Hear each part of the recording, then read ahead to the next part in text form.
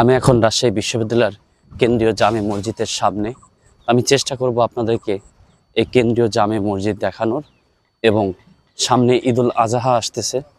আমি যতটুকু জানতে পারলাম এখানেই ঈদের নামাজ সংগঠিত হবে, এবং আমার এই হাতের ডানেই রাজশাহী বিশ্ববিদ্যালয়ের জামে মসজিদ, এবং দুই পাশ দিয়ে দেখতে পাচ্ছেন অনেক সুন্দর একটা গার্ডেন। তো আমি চেষ্টা করব এখন এই বিশ্ববিদ্যালয়ের জামে মসজিদটা আপনাদেরকে দেখানোর।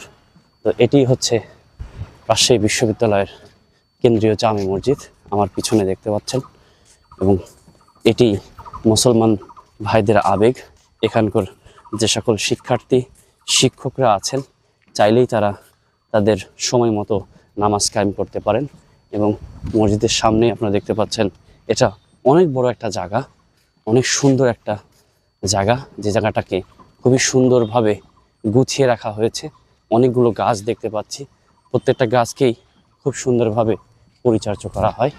তো এটি হচ্ছে রাজশাহী বিশ্ববিদ্যালয়ের কেন্দ্রীয় জামে মসজিদ। আমি আবার আপনাদেরকে দেখাচ্ছি। আমার পিছনে যে মসজিদটা দেখতে পাচ্ছেন এটি বাংলাদেশের দ্বিতীয় প্রাচীনতম এবং তৃতীয় বৃহত্তম বিশ্ববিদ্যালয় রাজশাহী বিশ্ববিদ্যালয়ের জামে মসজিদ।